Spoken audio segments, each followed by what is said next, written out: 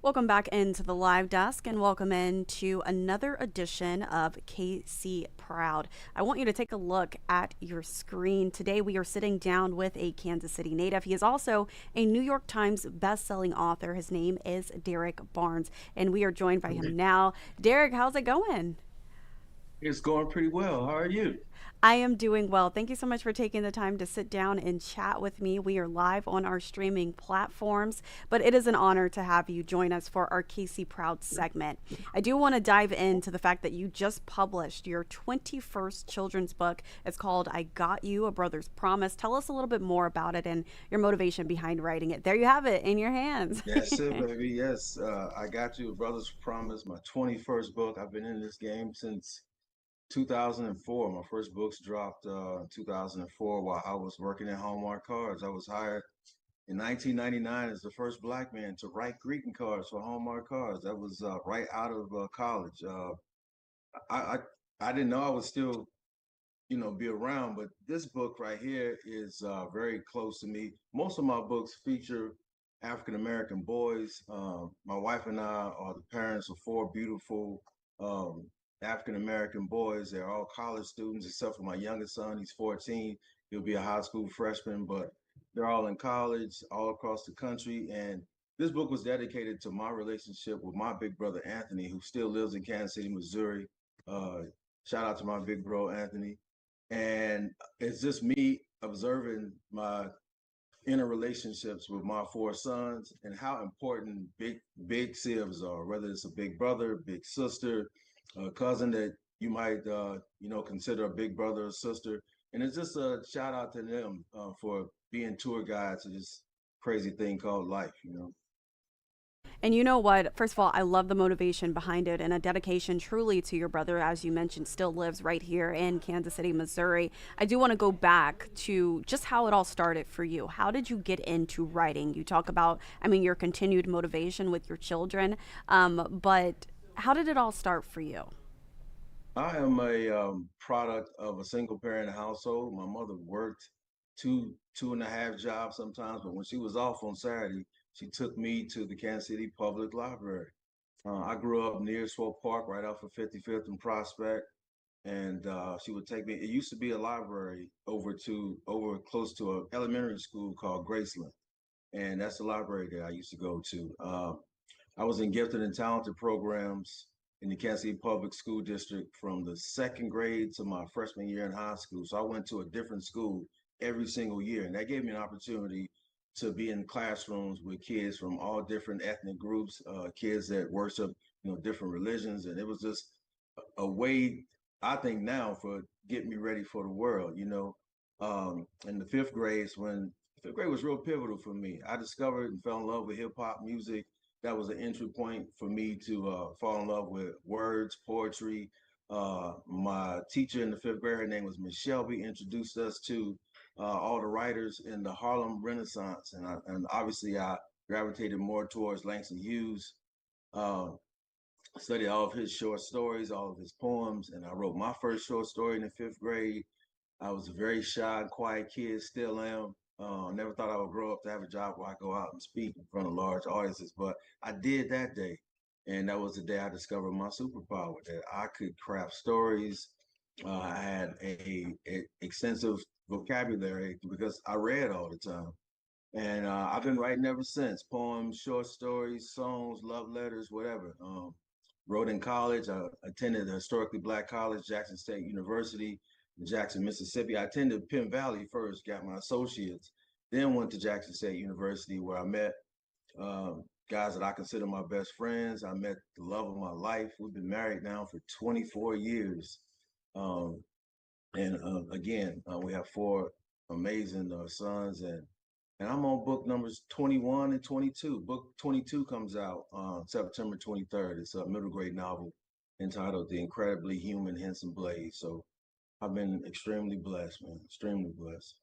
I love it. I have to give a quick shout out really fast because you mentioned the fact that you went to an HBCU. You went to Jackson State University. So did my uncle. Yes. And I actually worked in Mississippi. So I've been to the campus as well. So shout out to Jackson Right. State University. But then also moving along, you focus on the fact that, most of your books, it's kind of like a dedication to young black men, to young black children. Do you feel like there is a shortage there as far as books are concerned for young kids to see themselves in these books? So when I first got into the industry, the books that were written by Black authors, and I mean amazing, legendary Black authors, books that were winning the awards, the most important awards in the children's book industry, come from the American Library Association.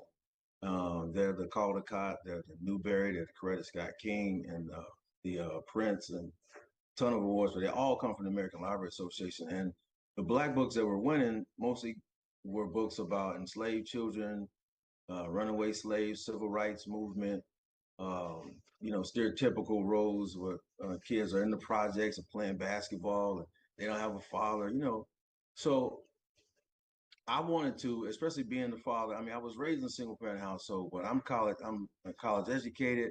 All of my friends are college educated. I have engineer friends, friends that are surgeons. My wife is a physician. And I said, if I ever get a chance to get in this industry, I'm going to paint Black boys the way that they are, the way that I was, the way that my sons are, the way that my friends were. And, Black men, I feel like Black American men, by nature are just very confident.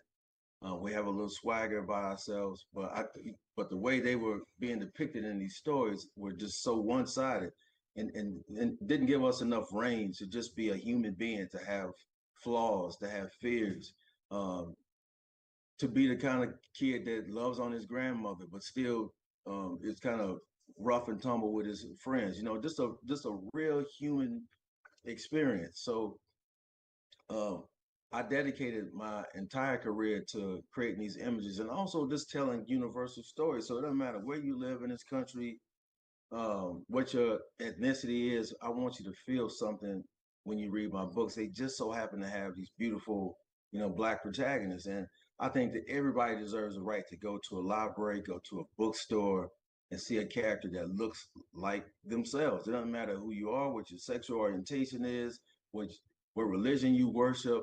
We need to learn as much as we can about each other, and try to tap into those things that we all have in common, because you know we're all alive on this big blue planet, and we need to find a way to get along. And my way of doing that is by telling these stories to bring us all together. You know what I mean? I think everybody, we should all encourage our children to pick up books that have different protagonists on them, so that we can see what we all have in common. So it's not just about representation, seeing yourself in a book. It's also about changing the narrative. When you see yourself in a book, what are you seeing? What are you taking away from it? So I do want to go into what has the response been like, not just here in our community, but across the country, because I know that you are a New York Best Times selling author, I should say. And then what has the support been like here in KC for, I mean, you're from here.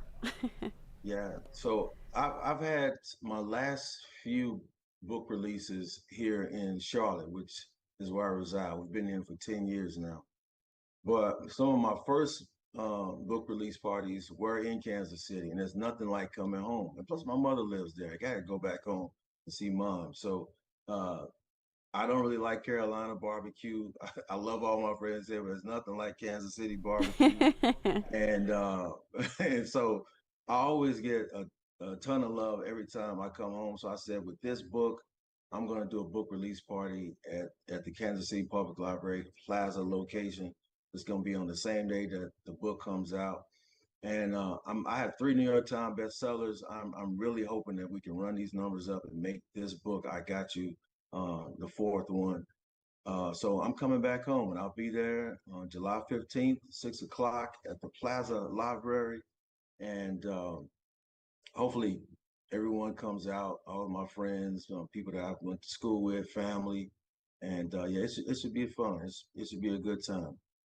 You know what? Before we focus on what is next for you, Derrick, I do want to ask you. I mean, what is your message to our community, to your hometown community? What would you say to them in this moment, especially looking back on your career and everything that you have accomplished this far?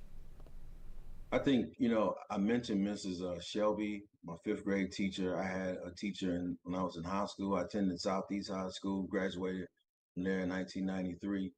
I had an English teacher named Mrs. Rogers. She was my freshman teacher, and she was my creative writing teacher when I was a senior. And she poured so much into me. Everything I wrote was Pulitzer worthy, to her. And I know I probably I wasn't as good of a writer as I ultimately ended up being. But my message would be to the grown-ups in Kansas City. I think it's so important for you to pour into the young people that are in your life, that are in your community. You just never know what they may grow up to be. We need to be as positive as we can. I go all over the country. I'm in every single type of ethnic makeup that you can think of, every economic makeup. I'm at private schools. I'm at schools that are economically challenged. I'm everywhere from Miami to Seattle. And all these babies are the same, especially from elementary school to like when they get to middle school. They all are curious, they all want to learn. They haven't been tainted by these ideas about race and about this whole tribal us against them type of thing. And so I keep it in mind that I may be the only positive adult voice that they hear that day, because you just don't know what these children go home to. So I think it is imperative for us to take all the experience that we have, um, all of the kindness and love that we have, and pour it into and encourage these children to be the best that they possibly can. These children can grow up to be so much. If you look at my environment and where I came from, there's no way to predict that I would grow up to be a multi-award winning New York Times best-selling author, but here I am because people poured into me. So I implore every single adult, no matter what your resources are or what you may have, you have lived a life and you have a lot to give to a young person. So please mentor kids in your family, kids in your neighborhood, and let's just try to make this a better society. The best way to do that is to wrap your arms around as many young people as you can, teenagers, and give them a little advice. And you have no idea how much further that may push them in life. Well, again, Derrick, congratulations on the release of your book. As you've already touched on, you will be making your way back to Kansas City on the 15th of this month for a book signing coming back home. So I know you are That's right. excited about that. But again, we want to thank you so much for joining us for this KC Proud segment. I appreciate it. Thank you so much. Love you, KC. See y'all soon. Alrighty, we are going to take a quick break, but we will be right back with your news headlines.